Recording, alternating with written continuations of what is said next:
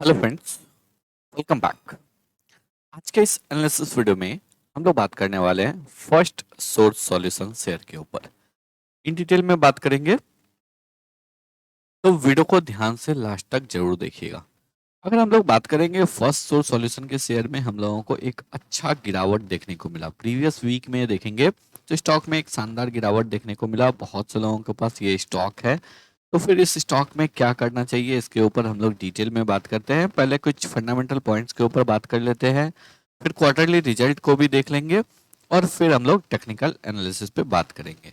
यहाँ पे अगर देखेंगे तो फ्राइडे के सेशन में स्टॉक 0.16% के तेजी के साथ ट्रेड किया है, और पूरे वीक की अगर बात करेंगे तो स्टॉक जो है तकरीबन 9% नीचे ट्रेड कर रहा है, जैसा कि हम लोगों ने एक बड़ा सा रेड कैंडल के फॉर्म में देखा वीकली चार्ट पे।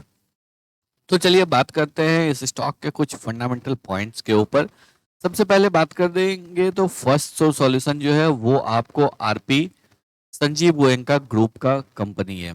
अगर इस ग्रुप के बारे में आप लोग नहीं जानते होंगे तो लखनऊ सुपर जाइंट, जहाँ पे कि अभी आपको कुछ कंट्रोवर्सी भी हुआ था, वो इन्हीं का है। डरबन सुपर जाइंट वो भी इन्हीं का है। इसके साथ ही अगर बात करेंगे पीसीबीएल फिलिप्स कार्बन, वो भी है। स्पेंसर होटल वो भी है। 2M, साथ ही साथ अगर बात करेंगे EBITDA, CSC limited, quest, Fortune, ये सारा जो है इन्हीं के ग्रुप का कंपनी है। तो एक बड़ा सा ग्रुप है। अगर हम लोग कंबाइंड रेवेन्यू की बात करेंगे, $4.5 बिलियन का जो है आपका इनका रेवेन्यू है। कंबाइंड एसेट जो है $6 बिलियन का एसेट है।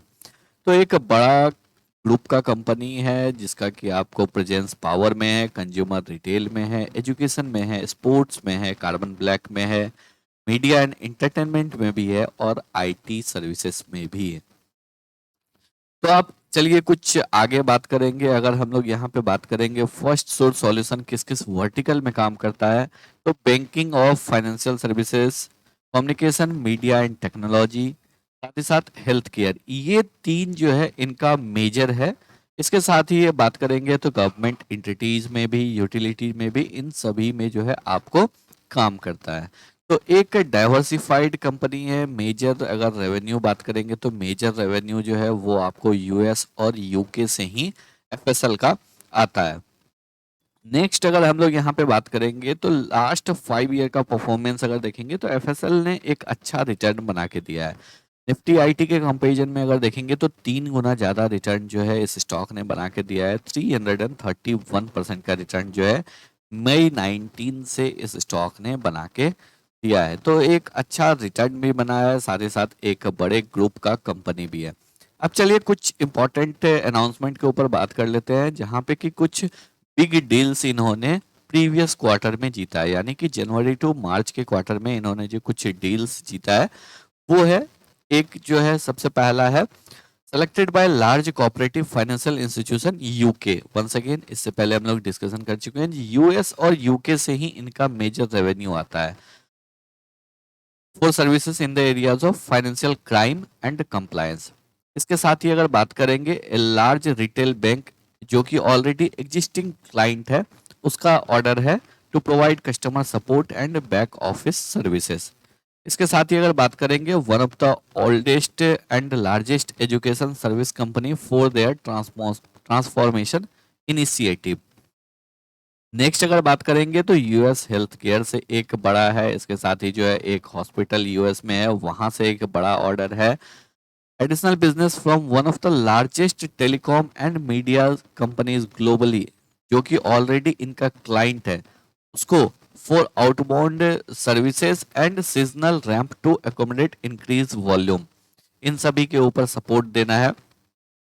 इसके साथ ही जो है इन्होंने आपको once again health insurance, US में जो है आपको हेल्थ इंश्योरेंस के सेक्टर में भी अपना कदम रखा है। तो लगातार जो है आपको कंपनी को ऑर्डर्स मिल रहे हैं, लेकिन रेवेन्यू के ऊपर इसका उतना ज़्यादा रिफ्लेक्शन हम लोगों को देखने को नहीं मिल रहा है। ऐसा मैं क्यों बोल रहा हूँ, क्योंकि यहाँ पे देखें, चलिए बात करते हैं ईयरली रेवेन्यू के ऊपर। अगर ईयरली रेवेन्यू के ऊपर देखेंगे तो यहाँ पे जो है ये बड़े बड़े ऑर्डर्स जरूर है, ओवर ए लॉन्ग पीरियड के ऑर्डर्स हैं, बट शॉर्ट टर्म में अगर मोस्ट ऑफ द अगर हम लोग आईटी सेक्टर की कंपनीज की बात करेंगे तो अमेरिका में थोड़ा सा डाउनफॉल की वजह से या रिसेशन की वजह से जो है कहीं ना कहीं आईटी सेक्टर के सर्विसेज के ऊपर इम्पैक्ट हुआ है, प्राइसिंग के ऊपर इम्पैक्ट हुआ है, रेवेन्यू के ऊपर इम्पैक्ट हुआ है, और उसका सीधा सीधा इफेक्ट जो है हम लोगों को कंपनीज के फाइनेंशियल रिजल्ट में देखने को मिल रहा है। यहाँ पे देखिए 2022 में कंपनी ने एक अच्छा जंप किया था, 2021 में 5078 करोड़ का था। उससे पहले लगातार जो है कंपनी आपको अच्छा ग्रो कर रहा था, बीच में जरूर यहाँ पे एक कंसोलिडेशन जोन हुआ था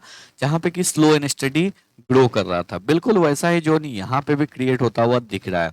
क्यों? क्योंकि देखिए फाइनेंशियल ईयर 2022 में 5921 करोड़ का रेवेन्यू जनरेट किया, 23 में स्लाइटली इंप्रूव हुआ 6022 करोड़ का, 2024 में और स्लाइटली इंप्रूव हुआ 6336 करोड़ का। इंप्रूवमेंट जरूर है, कंपनी आगे जरूर बढ़ रहा है क्योंकि कंपनी का रेवेन्यू बढ़ रहा है, कंपनी का प्रेजेंस बढ़ रहा है, नए नए डील्स मिल रहे हैं, बट यहाँ पे कुछ चीजें जो है वो आपको इम्पैक्ट कर रहा है। एक जो इम्पैक्ट कर रहा है, जैसा कि हम लोगों ने डिस्कशन किया, प्राइसिंग के ऊपर प्रेशर है, 17% से मार्जिन घट के 15% हो गया। 2% का बड़ा इम्पैक्ट होता है अगर आप 6000 करोड़ में बात कर रहे हैं, 7000 करोड़ में अगर आप बात कर रहे हैं, वहां पे 2% आपको एक सिग्निफिकेंट अमाउंट होता है। इसी वजह से यहाँ पे उसका सीधा सीधा इफेक्ट हम लोगों को देखने को मिल रहा है। यहाँ पे अगर देखेंगे 5921 करोड़ के रेवेन्यू पे 982 करोड़ का प्रॉफिट जनरेट किया, ऑपरेटिंग प्रॉफिट। वहीं अगर 6336 करोड़ के रेवेन्यू पे 956 करोड़ का ही रेवेन्यू यहाँ पे पोस्ट ऑपरेटिंग प्रॉफिट कंपनी ने पोस्ट किया। नो डाउट यहाँ पे जो है आपको एक्सपेंसेस भी बढ़े हैं, बट यहाँ पे ऑपरेटिंग प्रॉफिट मार्जिन का भी एक सिग्निफिकेंट इम्पैक्ट है। इसके साथ ही अगर बात करेंगे इस net profit operating profit margin का इम्पैक्ट जो है नेट प्रॉफिट में भी देखने को मिल रहा है, और यहाँ पे भी कोई सिग्निफिकेंट हम लोगों को इम्प्रूवमेंट देखने को नहीं मिल रहा है। चलिए आगे बात करते हैं। आगे अगर बात करेंगे तो कंपनी का यहाँ पे डेट इंक्रीज हुआ है, ये जरूर आपको है क्योंकि कंपनी ने नए नए ऑर्डर्स यहाँ पे जीते हैं, तो डेफिनेटली उसके लिए इंफ्रास्ट्रक्चर चाहिए। बट 1500 करोड़ का डेट जो है फर्स्ट सोर्स सॉल्यूशन के लिए ज़्यादा बड़ा डेट नहीं है, क्योंकि ग्रुप बहुत बड़ा है, और ग्रुप बहुत बड़ा होता है तो उसका फायदा होता है जो अगर कहीं से भी कोई कंपनी डाउन जाने लगता है तो फिर जो है मैनेजमेंट के पास एक स्ट्रांग हैंड होता है जो वो अपने कंपनी को लिफ्ट कर सके, और यही वजह है तो यहाँ पे डेट ज़्यादा कंसर्निंग नहीं है मेरे लिए। रिजर्व्स जो है वो लगातार इंक्रीज हो रहा है, कंपनी 500 करोड़ का अगर ईयरली प्रॉफिट कर रहा है तो 1500 करोड़ का डेट जो है इजीली वो रीपे कर सकता है। फिक्स एसेट जो है 3853 करोड़ का है, और इन्वेस्टमेंट 42 करोड़ का है। शेयर होल्डिंग पैटर्न में अगर बात करेंगे 53.66% जो है प्रोमोटर के पास है, ऑलमोस्ट लगातार कांस्टेंट है प्रोमोटर के पास होल्डिंग। एफआईआई का होल्डिंग यहाँ पे जरूर डिक्रीज हुआ है, 0.3% से एफआईआई का होल्डिंग डिक्रीज हुआ है। डीआईए ने यहाँ पे बाई किया है, 1.1% से डीआईए ने बाई किया है। रेस्ट आपको पब्लिक का यहाँ पे शेयर होल्डिंग डिक्रीज हुआ है, उसके पीछे का वजह है जो यहाँ पे आपको डीआईए ने बाई किया है। तो चलिए अब चार्ट्स के ऊपर बात करते हैं। चार्ट के ऊपर अगर बात करेंगे, अर्निंग अच्छी नहीं होने की वजह से डेफिनेटली जो है हम लोगों को सेलिंग प्रेशर देखने को मिल रहा है, बट स्टॉक जो है एक इम्पॉर्टेंट लेवल पे ट्रेड कर रहा है। क्यों इम्पॉर्टेंट लेवल पे ट्रेड कर रहा है? यहाँ पे स्टॉक ने बनाया एक राउंडिंग बॉटम पैटर्न। क्लियरली अगर यहाँ पे देखेंगे तो स्टॉक ने बनाया एक राउंडिंग बॉटम पैटर्न, यहाँ पे ब्रेकआउट देने की कोशिश किया, ब्रेकआउट हुआ नहीं, एक बना दिया यहाँ पे कप एंड हैंडल पैटर्न। अब वापस से स्टॉक अभी भी ब्रेकआउट नहीं दे पाया है। क्यों ब्रेकआउट नहीं दे पाया है? उसका सिंपल वजह है जो आपको मार्जिन या फिर रिजल्ट ऐसा एक्सपेक्टेशन नहीं है जो कि आपको प्राइस को मूव कर सके। अब ये लेवल काफी इंपॉर्टेंट हो जाता है। यहाँ पे जो नेकलाइन देखेंगे 178 का लेवल, ये काफी इंपॉर्टेंट हो जाता है क्योंकि ये प्रीवियस स्विंग लो है, और अगर ये previous swing low break down होता है, अगर यहाँ पे गिरावट देखने को मिलता है, तो नेक्स्ट सपोर्ट स्टॉक के पास जो है 150 के लेवल पे है। साथ ही साथ अगर बात करेंगे, अगर ये previous swing low break down होता है तो ये आपको कप एंड हैंडल पैटर्न जो है ये भी आपको फेल हो जाएगा और फिर जो है स्टॉक और कंसोलिडेशन में यहाँ पे जा सकता है, स्टॉक में थोड़ा और टाइम लग सकता है। तो अगर आपके पास पोजीशन है तो आप थोड़ा सा वेट करेंगे, क्योंकि स्टॉक जो है ऑलरेडी एक अच्छा रन अप दिया है, तो यहाँ पे गिरावट हो सकता है। लेकिन अगर आप फ्रेश बाइंग करना चाहते हैं तो फिर आप इस ब्रेकआउट का वेट कीजिए। सबसे पहला जो है आप या तो इस ब्रेकआउट का वेट कर सकते हैं, या फिर स्टॉक अगर यहाँ पे कोई अपॉर्चुनिटी आपको देता है तो आप स्मॉल क्वांटिटी में यहाँ पे भी ऐड कर सकते हैं। लेकिन उसके लिए वेट करना होगा, उसके लिए आपको ये देखना होगा जो क्या स्टॉक इस स्विंग लो को रेस्पेक्ट कर रहा है या नहीं कर रहा है। अभी तक स्टॉक इस स्विंग लो को रेस्पेक्ट कर रहा है, आगे अगर करता है, यहाँ पे कोई पॉजिटिव साइन आता है तो हम लोग बाई कर सकते हैं।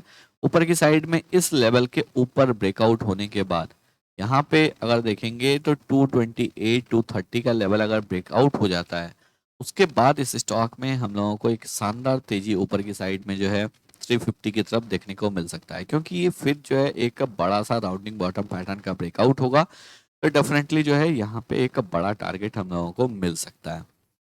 तो आई होप आप लोगों को सभी पॉइंट जो है बिल्कुल क्लियर हो गए होंगे। अगर आप लोगों को वीडियो पसंद आया हो, एनालिसिस अच्छा लगा हो, तो लाइक करके चैनल को सब्सक्राइब जरूर करें।